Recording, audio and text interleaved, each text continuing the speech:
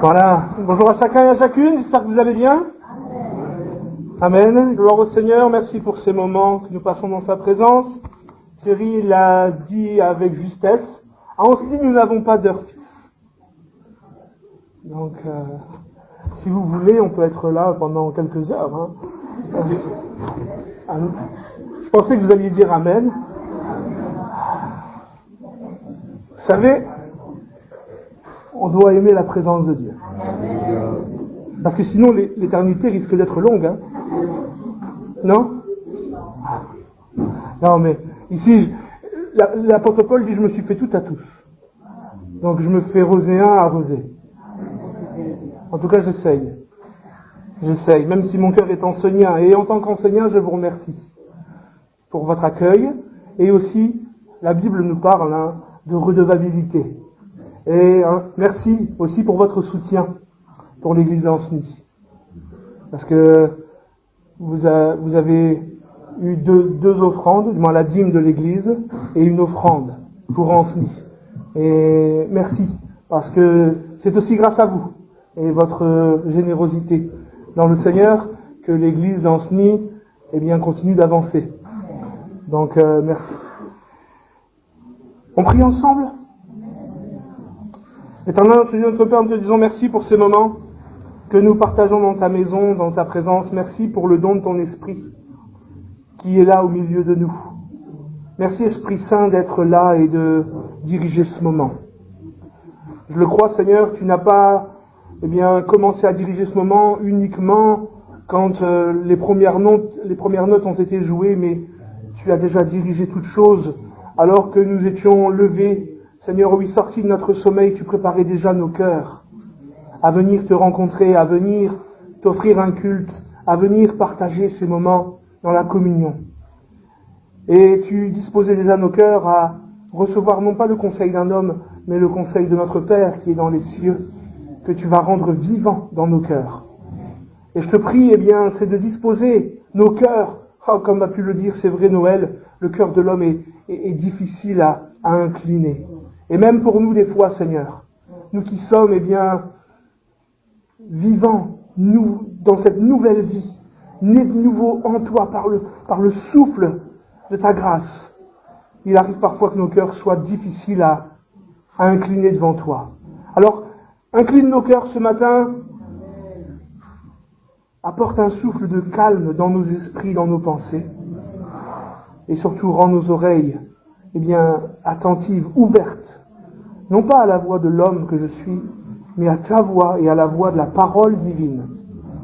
Et qu'en sortant de ce lieu, nous soyons encouragés, fortifiés, renouvelés, conduits, dirigés, repris peut-être, Seigneur, oui, dans une compréhension, que sais-je, en fonction de notre besoin, parle-nous.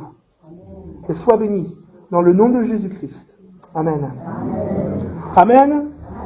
Et Amen. Amen. Ah, merci. Ouais. C'est allé en tout cas. Voilà, super. Je préfère avoir un micro dans la main. Noël me connaît. Voilà, j'aimerais introduire ma réflexion avant d'aller plus loin avec un simple texte que vous connaissez, je le pense, dans la deuxième épître de Paul aux Corinthiens, au chapitre 13 et au verset 13. Il est dit que la grâce du Seigneur Jésus-Christ, l'amour de Dieu et la communication du Saint-Esprit soit avec vous. Amen. Avec vous tous. Le tous est important. Parce que nous avons la grâce aujourd'hui, dans la nouvelle alliance que Christ a scellée par son sang, de tous vivre en communication, en communion avec le Saint-Esprit. Ce n'est pas réservé à une élite spirituelle de prophètes, de lévites, ou encore, dans l'Ancien Testament, c'était un appel de Dieu. Ce n'est pas réservé à une élite. C'est donné à tous. Amen. Mais est-ce que nous entretenons cette communication avec le Saint-Esprit ? Est-ce que nous entretenons cette communication avec l'Esprit Saint ? Ah oui, nous croyons que le Saint-Esprit parle, et il a parlé ce matin. Amen. il y a eu des dons, il y a eu des paroles qui ont été données par l'Esprit de Christ. Mais le Saint-Esprit ne parle pas que comme ça. Dieu ne parle pas que comme ça. Il parle aussi par la parole, bien évidemment, qui sert de bouche à Dieu. Mais est-ce que vous croyez que c'est la seule manière, ou les deux seules manières, que Dieu utilise pour nous parler? Bien évidemment, il peut nous parler aussi par des intuitions spirituelles, des ressentis, des choses en nous qui vont nous diriger, nous conduire. Vous savez, comme quand on ne sait pas pourquoi, mais on sent qu'on doit faire quelque chose ou prendre cette direction, alors qu'on a l'habitude de prendre cette... En voiture même des fois. J'ai l'habitude de prendre cette route, mais je me sens poussé à prendre une autre route aujourd'hui. On ne sait pas pourquoi des fois. C'est ce qu'on appelle les communications du Saint-Esprit. Le Saint-Esprit nous parle, nous pousse. Mais, pentecôtistes que nous sommes, il y a une chose que nous avons peut-être un petit peu mis sous le tapis. C'est les visions. Les songes. Les rêves. Et je veux pas faire de vous un peuple de rêveurs. Hein. Mais je crois que Dieu a une vision. Que Dieu peut avoir un rêve, en quelque sorte, à nous communiquer. Pas simplement pour faire de nous des hurluberlus, et en aucun cas faire de nous des hurluberlus. Je dis pas simplement, parce que des fois il y en a qui sont dans l'extravagance. Et moi je ne veux pas d'extravagance, je veux une vie équilibrée. Et je crois que vous aussi. Mais, que dit le prophète Joël et que dit Pierre à la Pentecôte? Dans les derniers jours, le Seigneur répandra son esprit sur toute chair. Vous connaissez ce texte? Je répandrai de mon esprit sur toute chair, vos fils et vos filles prophétiseront. Il y a eu des dons de prophétie, des paroles de sagesse, de connaissance. Comment les répertorier? Ça, il faut du discernement spirituel. Mais vos jeunes gens auront des visions, vos vieillards auront des songes. Oui, sur mes serviteurs et mes servantes dans ces jours-là, je répandrai de mon esprit et ils prophétiseront. Et c'est les propos de Pierre dans le livre des Actes des Apôtres et il reprend les propos du prophète Joël. Ah, c'est vrai que c'est pas toujours évident, hein. Les visions, les rêves. Mais quand je parle de vision, c'est pas forcément tomber en extase, hein. C'est une pensée que le Seigneur des fois nous communique. On voit, il y a comme une image, quelque chose qui nous communique une direction, mais qu'est-ce qu'on en fait? Parce que c'est vrai que c'est pas évident. C'est pas évident à faire, eh bien, le tri entre mes pensées, mes révélations et ce qui vient de Dieu. Mais ça doit se travailler. Ça doit se travailler. Et c'est pas parce qu'on a peut-être un peu moins l'habitude de tout ça que Dieu ne parle plus comme ça. Est-ce que quelqu'un a reçu une vision, un rêve de Dieu pour sa vie et qu'il a laissé, eh bien, sous le tapis, sur une bibliothèque? Parce que des fois, il y a des gens qui écrivent ce qu'ils reçoivent de Dieu pour leur vie. Et puis ils le laissent dans un cahier, dans une bibliothèque. Est-ce que vous avez reçu quelque chose que vous avez laissé tomber? Je parle de rêve, je parle de vision, mais en gros, je parle d'un projet, d'un plan de Dieu pour votre vie. Mais Dieu peut le faire aussi au travers de ces moyens-là. C'est des communications aussi par le Saint-Esprit.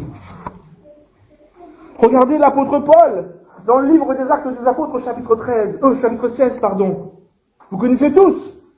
Il avait des projets. Ses projets personnels, c'était d'aller en Asie et d'aller évangéliser. Gloire à Dieu! Il porte un projet d'aller évangéliser l'Asie. On pourrait dire volonté de Dieu. Il veut porter l'évangile.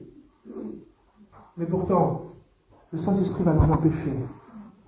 Les portes vont se fermer, en quelque sorte. On ne sait pas trop comment il va être empêché par le Saint-Esprit, hein. Mais en tout cas, on sait que le Saint-Esprit va l'en empêcher. Et que nous dit le livre des Actes des Apôtres, chapitre 16? Pendant la nuit, Paul eut une vision. Est-ce que vous croyez que les visions n'étaient réservées qu'aux apôtres? Est-ce que vous pensez que les visions étaient réservées qu'à l'Église primitive? Si vous croyez ça, alors vous croyez comme ceux qui voient les dons spirituels comme quelque chose qui a cessé aujourd'hui. Non, on ne peut pas juste concevoir que Dieu continue de parler par les dons spirituels dans l'Église et qu'il a cessé de parler autrement. Si c'est biblique, si c'est en plus dans le Nouveau Testament. Et cette vision, c'était celle d'un Macédonien. Viens et secours-nous. Ah, quelle vision. Oh, c'est pas toujours aussi clair que ce que Paul a reçu. Mais si c'est pas clair, il ne faut pas avoir peur de dire Seigneur, est-ce que c'est toi qui me parles? Il ne faut jamais se lancer à l'aventure quand c'est pas clair. Parce que même si on ne sait pas forcément toujours les tenants, les aboutissants d'une vision, d'un projet, d'un rêve de Dieu pour notre vie, pour accomplir ses plans, sa volonté et être une source de bénédiction, même si on ne connaît pas toujours les choses, regardez Abraham. Il ne connaissait pas la destination, mais Dieu lui donnait jour après jour la marche à suivre au travers d'une communication qu'il entretenait avec lui. Mais il faut que les choses soient claires quand même. Quitte ton pays, quitte ta famille, quitte ta patrie, et va dans la direction que je te montre. Il ne sait pas trop où, mais il suit la direction que Dieu lui montre. C'était clair malgré le flou artistique, en quelque sorte. Mais si tout est flou, ne vous aventurez pas. Parce qu'après, vous risqueriez de vouloir accomplir peut-être un projet qui est le vôtre, échouer et en vouloir à Dieu. Il ne faut jamais hésiter à dire Seigneur, ça ne me paraît pas clair. Vous savez, Dieu est notre Père. Hein. Et moi, quand je parle à mes enfants et que je leur demande quelque chose, s'ils me disent j'ai pas compris, je ne vais pas dire je te l'ai dit, maintenant tu te débrouilles. Non, je leur répéterai. J'adapterai peut-être mon vocabulaire. Dieu le fera de même. Parce que Dieu nous aime en tant que Père. Et Paul avait une vision claire. Et aussitôt, nous cherchâmes à aller en Macédoine. C'est clair, net, précis. Hein? Il a eu une vision, il a eu un rêve. On a besoin de vision, de direction, de projet divin pour notre vie. Parce que quand il n'y a pas de révélation, quand il n'y a pas de vision, nous dit le livre des Proverbes, au chapitre 29, verset 18, le peuple est sans frein. Mais moi, je ne veux pas être sans frein. Moi, je veux avoir une vision, un rêve de Dieu pour ma vie qui dirige mes pas. Et je le veux pour moi, je le veux aussi pour chacun d'entre nous. Amen. Je ne suis pas votre pasteur. Nous, on est frères et sœurs. Et le désir qui doit nous animer en tant que frères et sœurs, c'est de vouloir toujours le mieux pour l'autre. Et encore une fois, je le dis, au temps de l'ancienne alliance, eh bien, c'était réservé, ça, à certains. Aujourd'hui, en Christ, ouvert à tous. Et Dieu veut nous communiquer des visions, des rêves, des directions, pour que nous ne soyons pas sans frein.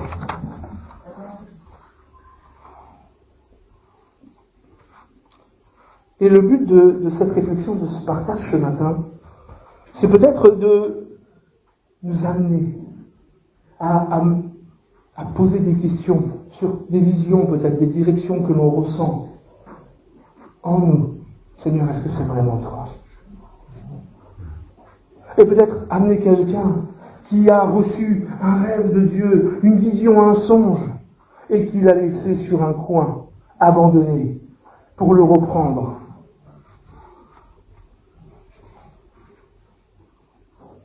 On va essayer de prendre un peu de recul sur nos propres vies, afin qu'on puisse saisir le rêve de Dieu pour nous, la vision de Dieu pour nous, la direction de Dieu pour nous.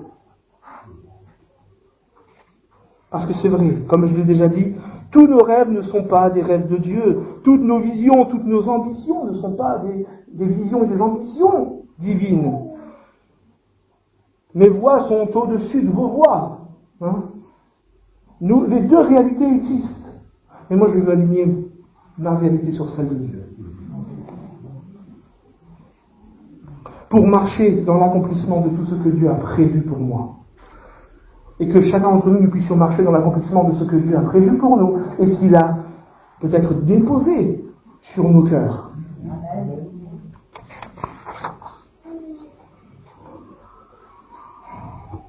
Moi, je vais accomplir ce que Dieu a prévu parce que c'est ce qui va me permettre de m'accomplir et de m'épanouir, à la fois spirituellement, mais humainement.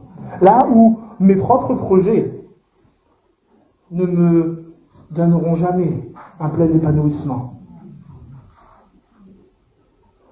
Parce que, bien souvent, nos propres projets ne sont attachés qu'aux choses terrestres. Alors que les projets, les visions, les rêves de Dieu sont attachés aux choses célestes.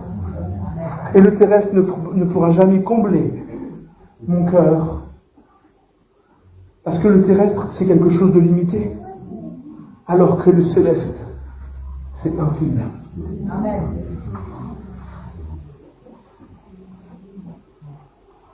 Et j'aimerais dire une chose importante, c'est que le rêve de Dieu, la vision de Dieu, le songe de Dieu pour ma vie n'est pas une question d'âge. Amen.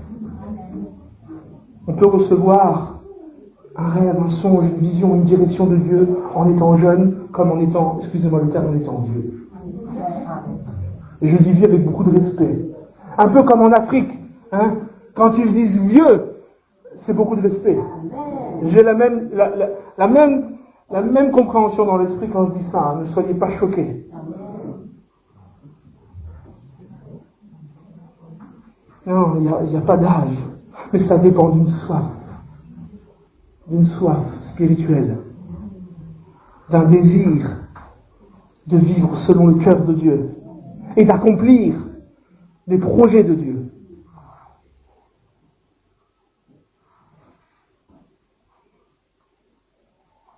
Alors ce matin, est-ce que Dieu a déposé un rêve dans votre cœur, dans votre esprit, dans votre pensée? Est-ce que Dieu vous a parlé par un songe, par une vision? Est-ce que Dieu vous a communiqué une direction, quelque chose qui vous est tombé dessus comme ça, mais vous avez du mal peut-être à comprendre? Demandez au Seigneur de faire lumière.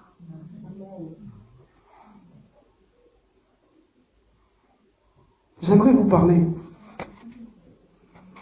d'un homme dans la Bible qui a reçu un rêve de Dieu et qui a vu le temps s'égrener, au point où on pourrait dire bien peut-être que le rêve de Dieu est mort. Et peut-être que c'est le cas de quelqu'un ce matin. Peut-être que vous ne faites pas partie de ceux qui l'ont rangé intentionnellement dans une bibliothèque parce que ça paraissait un peu fou pour vous. Peut-être que vous le laissez un peu sous le tapis parce que c'est pas les habitudes. Ou peut-être que vous pensez que c'est mort parce que ça fait longtemps et ça ne s'est pas encore accompli. Mais j'aimerais vous parler d'un jeune homme, qui a reçu un rêve de Dieu, une direction de Dieu pour sa vie. Le temps a coulé, mais le rêve de Dieu est resté vivant. Et je vais faire une lecture longue, mais je vais essayer de la faire rapidement, vous m'en excuserez. Je vous inviterai à la relire chez vous tranquillement dans le livre de la Genèse au chapitre 37. Vous savez de qui il est question? Joseph. Genèse 37, verset 1er, il est dit: Jacob demeura dans le pays de Canaan où avait séjourné son père. Voici la postérité de Jacob. Joseph, âgé de 17 ans, faisait paître le troupeau avec ses frères. Cet enfant était auprès des fils de Bila et des fils de Zilpa, femme de son père. Et Joseph rapportait à leur père leurs mauvais propos. Israël aimait Joseph plus que tous ses autres fils, parce qu'il l'avait eu dans sa vieillesse. Et il lui fit une tunique de plusieurs couleurs. Ses frères virent que leur père l'aimait plus que tous, et ils le prirent en haine. Ils ne pouvaient lui parler avec amitié. Joseph eut un songe, et il le raconta à ses frères qui le haïrent encore davantage. Il leur dit: Écoutez donc ce songe que j'ai eu. Nous étions à lier des gerbes au milieu des champs. Et voici ma gerbe se leva et se tint debout, et vos gerbes l'entourèrent et se prosternèrent devant elle. Ses frères lui dirent: Est-ce que tu régneras sur nous? Est-ce que tu nous gouverneras? Et ils le haïrent encore davantage à cause de ses songes et à cause de ses paroles. Il eut encore un autre songe, et il leur raconta. Il dit: j'ai eu encore un songe, et voici, le soleil, la lune, et les 11 étoiles se prosternaient devant moi. Et il le raconta à son père et à ses frères. Son père le réprimanda et lui dit, que signifie ce songe que tu as eu? Faut-il que nous venions, moi, ta mère et tes frères, nous prosterner devant toi? Ses frères eurent de l'envie contre lui, mais son père garda le souvenir de ces choses. Les frères de Joseph étant allés à Sichem pour faire paître le troupeau de leur père, Israël dit à Joseph, tes frères ne font-ils pas paître le troupeau à Sichem?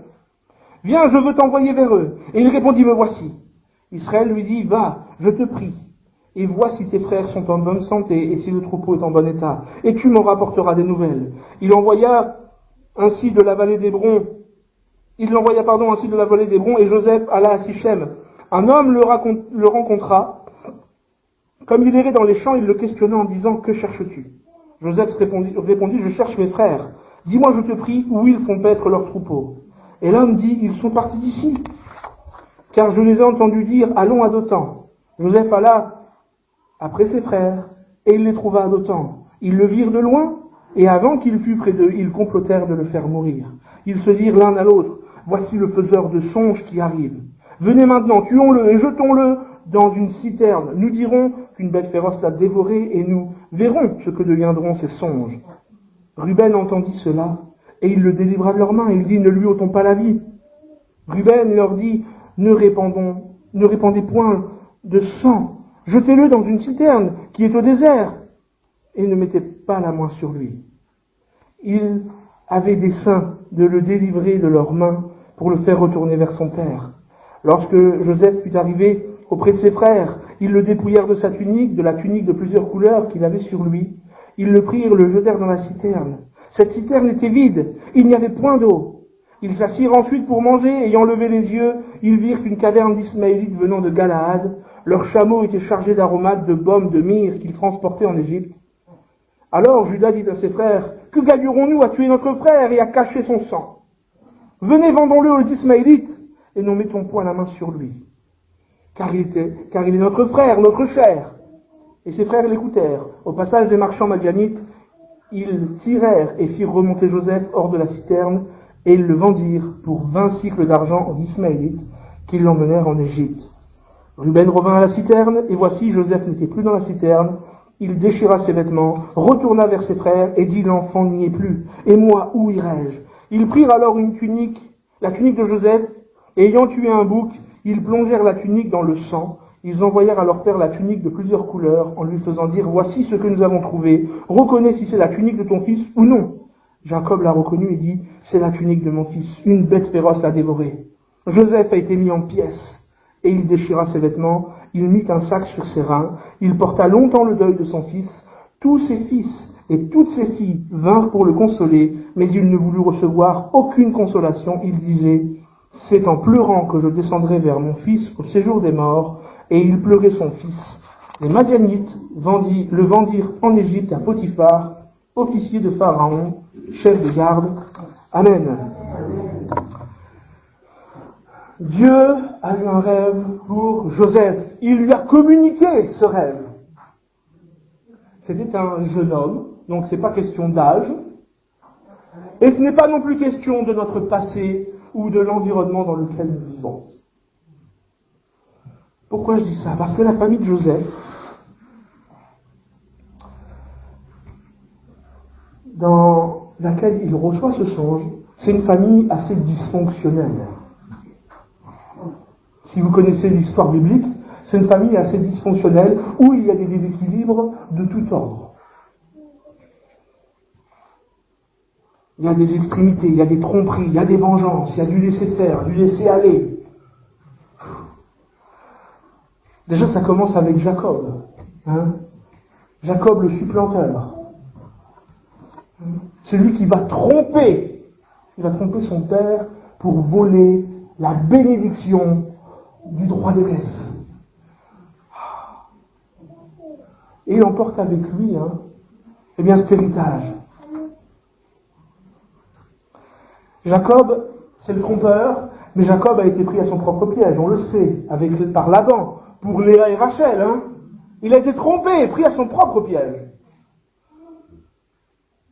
Mais Jacob, c'est aussi celui qui laisse passer des actes fous dans sa maison. Quand son fils Ruben va coucher avec Bila, une de ses concubines, qui était la servante d'une de ses épouses, elle était à la fois sa concubine, et son fils Ruben va coucher avec sa concubine. Et Jacob, j'ai rien vu moi, j'ai rien entendu. Il laisse passer.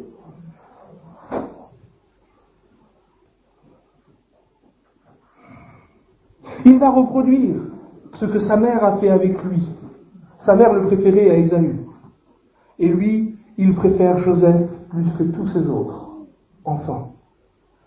Parce qu'il l'a vu dans sa vieillesse. À ce moment-là, Joseph, c'est le petit dernier.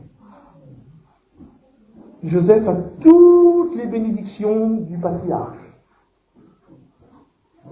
C'est ce qui va générer des jalousies. C'est une famille dysfonctionnelle, hein.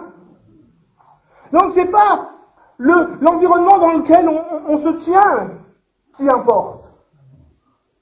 Et c'est le cœur qu'on a. Certes, Joseph c'était un... Je suis aussi le petit dernier. Je suis le petit dernier de ma fratrie. Et des fois mes frères ils disent, de toute façon, toi les parents ne te refusaient rien. Et ça c'est pas de ma faute, hein. Moi je suis le petit dernier, on me refusait rien, je demandais j'avais. Je vais pas me priver de la bénédiction, hein. S'il y a des petits derniers dans la salle, ils savent de quoi je parle, hein. Joseph c'était le petit dernier, c'était le petit chouchou. Ça a créé des discordes. Mais ça ne veut pas dire pour autant que Joseph était foncièrement mauvais. Hein, les petits derniers ne sont pas des mauvais. Hein, je dis.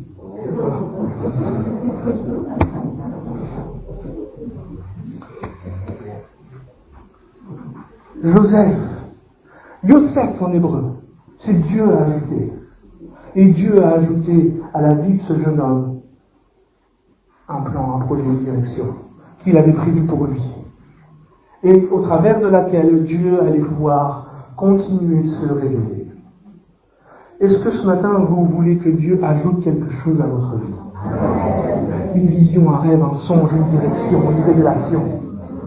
Alors soyons tous des Joseph ce matin, dans le sens où Seigneur, ajoute à nos vies ce que tu as prévu pour que nous puissions l'accomplir. Et Joseph va recevoir ce rêve, cette vision, ce songe.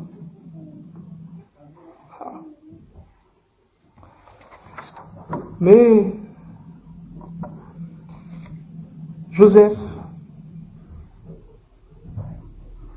on voit, hein, il partage ça très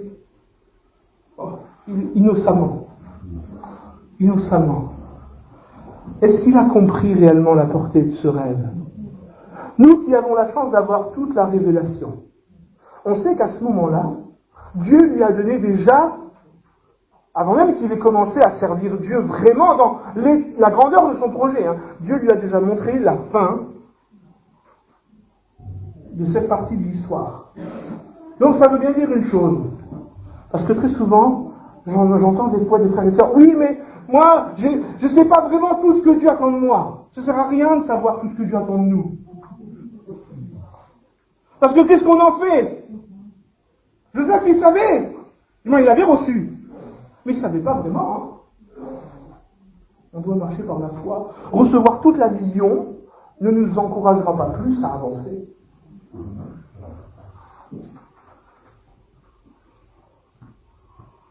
Mais Joseph n'a sans doute pas compris la portée, l'étendue. Et peut-être que c'est le cas de quelqu'un ce matin, vous avez reçu quelque chose de Dieu, mais vous ne savez pas. Vous ne savez pas ce que c'est. Demandez au Seigneur encore une fois, il fera la lumière. Nous avons la chance d'avoir le Saint-Esprit. Oh. Et dans la deuxième aux Corinthiens, hein, Paul dit, quand tout à l'heure Noël parlait des voiles, hein, Paul parle que du temps de Moïse, qu'il y avait un voile devant leurs yeux. Et qu'encore aujourd'hui, il dit, quand la loi est lue, il y a un voile devant les yeux. Mais quand on se convertit au Seigneur, et le Seigneur, dans ce texte, c'est l'Esprit, dit Paul, Le Seigneur, c'est l'Esprit, il est là. Fais lumière, donne-moi de comprendre par où je dois commencer dans ce que tu m'as communiqué. Parce que je veux entrer dans ce que tu m'as révélé. Il le fera. Il le fera sans tarder. Parce que Dieu ne veut pas que nous soyons un peuple oisif, passif. Mais nous soyons des hommes et femmes actifs pour faire avancer son œuvre, son royaume. Mais Joseph n'a pas compris. Et Joseph, très innocemment, va partager ça à ses frères qui l'ont déjà en grippe. Moi, ce que ce texte me révèle, c'est qu'il y aura toujours des oreilles pour écouter ce qu'on veut leur partager. Et qu'on aura rarement des gens qui seront disposés à comprendre. Et il faut agir avec sagesse. Paul dira, j'aime Paul, il est plein de sagesse. Ce qui a été écrit pour notre instruction. Ça a été écrit pour notre instruction. Peut-être qu'on se retrouve dans le cas de figure, la situation de Joseph. On a reçu un rêve, une vision, un songe, une direction. Peut-être que c'est un peu flou pour nous. Et on ne sait pas trop quoi en faire. Il ne faut pas se hâter à la partager comme ça. Il faut laisser mûrir les choses dans la présence de Dieu. Parce qu'on aura toujours des gens qui seront là disposés. Ah, tu peux me partager? Ils étaient disposés, vas-y, partage-moi Joseph. Ah. Quoi? Ça veut dire quoi? Que nos gerbes, on va s'incliner devant toi. T'es fou, quoi. Et il y aura toujours des gens qui seront disposés et qui seront là à ne pas comprendre. Et c'est pour ça qu'on doit agir avec sagesse. Notre premier confident doit être notre Dieu. Pour qu'il puisse nous aider à comprendre, à faire lumière. Joseph a fait le choix de partager ces deux songes, ces deux visions à ses frères. C'était une erreur pour lui. Et cette erreur va lui coûter cher. Parce que ça va mettre de l'huile sur le feu de leur haine. Même dans la famille. Même dans la famille, des fois on peut ne pas se comprendre. Ah, j'ai déjà vu, des fois. Et c'est normal. Parce que quand on ne comprend pas le rêve, la vision de l'autre, on va forcément avoir un regard négatif sur la chose. Parce qu'on ne comprend pas. Mais je crois qu'on doit s'exhorter. Si tu as reçu quelque chose de Dieu, moi je ne comprends pas. Mais exhortons-nous. Prie pour être sûr que le Seigneur. Et sachons être humbles. De savoir, écouter peut-être mon frère, ma soeur qui me dit, mais prie pour être sûr. Et moi, je peux prier aussi. Si tu me le partages, c'est que tu attends quelque chose de moi. Je peux prier, Seigneur. Est-ce que j'ai un rôle à jouer? Quelque chose à lui communiquer, à apporter à ça, pour qu'il me le partage. Il faut savoir être humble, avoir de la sagesse, de la confiance. Mais pas aller aveuglément, sous prétexte qu'on est de la même famille.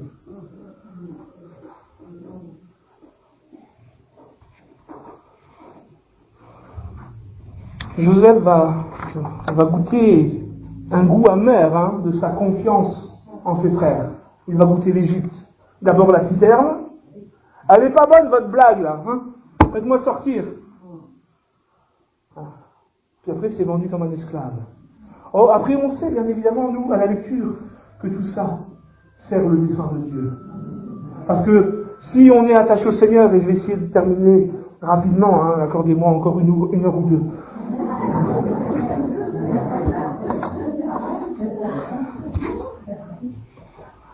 On sait que tout ça va servir les projets de Dieu.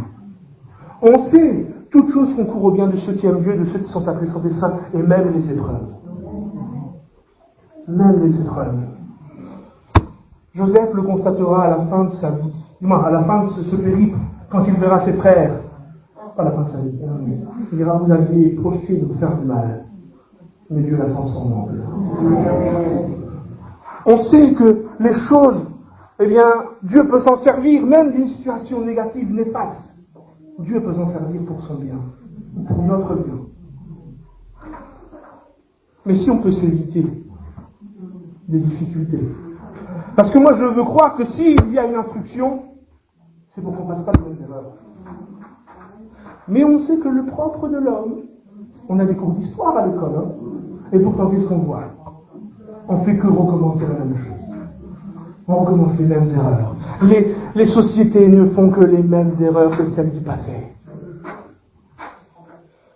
Mais j'ai envie de croire que, étant né nouveau, rempli du Saint-Esprit, on peut avoir une sagesse pour pas forcément reproduire les mêmes erreurs, surtout si on est averti. C'est fou. Il y a devant nous, il y a un carrelage où c'est marqué, mets pas ton pied dessus, tu vas tomber. Qu'est-ce qu'on fait? C'est vrai ou pas? Est-ce que... Et puis on va tomber. Ah bah oui, c'était vrai.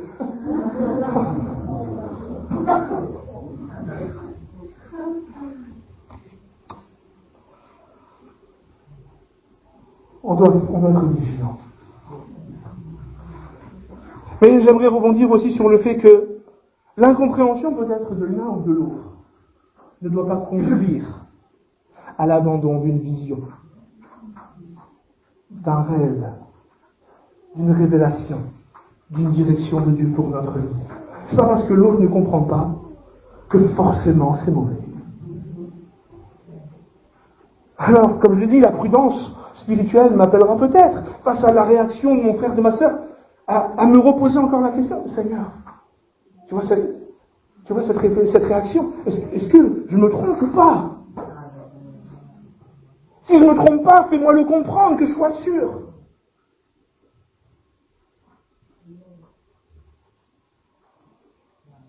Et sans vouloir me comparer au Maître, et sans nous comparer au Maître, Jésus a été incompris même par sa famille. Et je ne me compare pas à Jésus, hein, même s'il est notre modèle. De loin, on peut se comparer à lui, hein, de très loin. C'est comme l'a dit justement tout à l'heure Jackie, nous sommes imparfaits. Et on est encore loin d'être à la stature de Christ. Parce que jusqu'à la fin de notre vie, chaque jour permettra de franchir un pas de plus vers la stature de Christ, normalement. Des fois, il y en a qui font des pas en arrière. Et je ne veux pas être de ceux qui font des pas en arrière, mais de ceux qui font des pas en avant. Mais le rejet, l'incompréhension de l'un, de l'autre, de mes frères, de ma sœur, ne doit pas m'amener à abandonner ce que Dieu a déposé dans ma vie. Regardez Pierre, rapidement, j'essaie de finir. Pierre, dans le livre des Actes des Apôtres, vous connaissez le livre des Actes des Apôtres. À un moment, il est dans la maison, là, et il est sur le toit pour aller prier, c'est bientôt le temps du midi, il voit que le repas n'est pas prêt, il va prier, il va tomber dans l'extase, il va avoir une vision. Pierre, tu es mange! Quoi, Seigneur? Manger une sale bête comme ça? Elle est impure? Jamais rien d'impur n'est entré dans ma bouche, alors c'est pas maintenant que ça a commencé. Pierre, tu es mange. 3 fois, tu es mange. Puis la vision s'en va. Et, au moment où la vision s'en va, les envoyés de Corneille qui arrivent. Ah, et Pierre, qu'est-ce qu'il va faire? Certains diront, oui, mais c'était Pierre, c'était l'apôtre Pierre. Eh oui, mais moi je suis le disciple de Matthias. En Christ, j'ai aussi toute légitimité. Et les envoyés de Corneille viennent à sa porte. Des étrangers qui m'invitent à venir chez eux. Il n'est pas permis à un juif d'entrer chez un étranger et de manger chez lui, dira Pierre. Hein.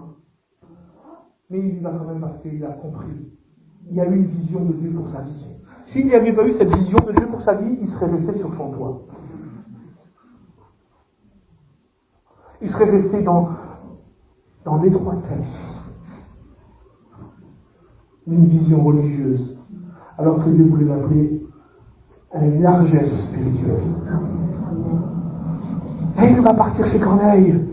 Et il va expliquer, hein, comme je viens de le dire, il explique que normalement il ne doit pas être là. Mais il va prêcher Jésus-Christ. Et le Saint-Esprit va tomber. Et il va rester un peu. Et quand il va retourner à Jérusalem, Ses frères vont lui dire, quoi? T'es allé manger chez un étranger? Tu sais pas que c'est interdit? L'incompréhension.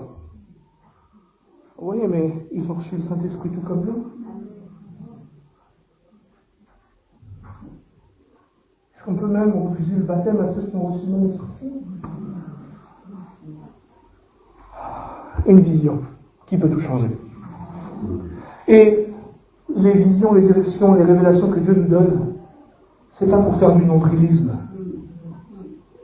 Si vous voyez la vie chrétienne comme un nombril ou comme un narcisse, vous vous trompez.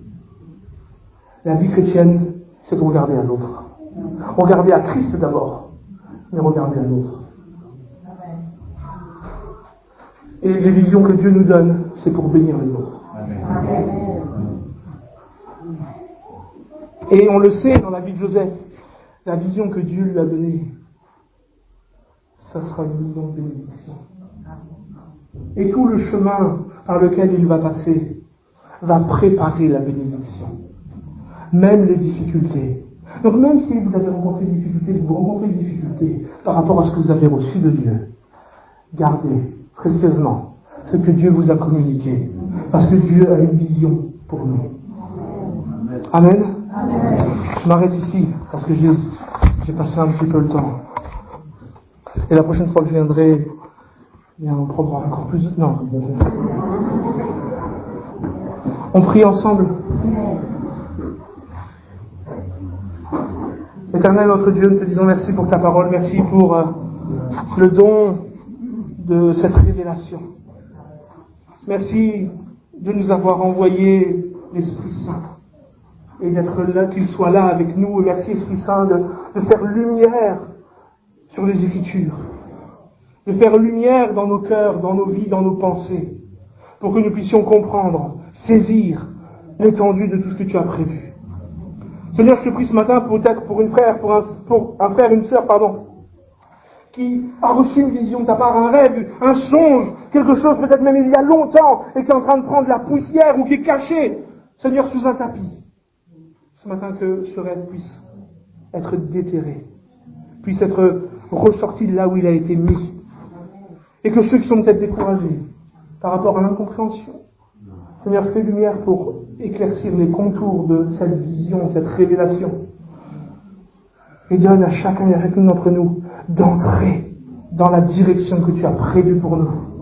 Cette bénédiction, Seigneur, oui, pour ceux qui nous entourent. Pour nous déjà, parce qu'accomplir ta volonté, c'est ce qui est bon, c'est ce qui est agréable, c'est ce qui est parfait pour nous. Mais c'est ce qui est bon, c'est ce qui est agréable et parfait pour ceux qui nous entourent également. Comme ça a été bon, Seigneur, oui, pour Joseph, même au travers des difficultés, il a été une source de bénédiction pour tout ce peuple de l'Égypte. Seigneur, oui, ce peuple qui était là idolâtre, il avait une bénédiction pour eux, mais il a été une bénédiction aussi pour toute sa famille. Et Seigneur, nous voulons être une bénédiction pour ceux que tu places sur nos chemins. Alors sois béni, mon Dieu, mon Père, dans le précieux nom de Jésus-Christ, notre Sauveur et Seigneur, pour ce que tu fais ce matin, pour ce que tu vas déposer dans nos cœurs, pour ces communications du Saint-Esprit qui nous sont accessibles à tous, afin de rentrer dans la dimension de service, et qu'en toute chose ton nom soit béni, loué et glorifié. Amen. Amen.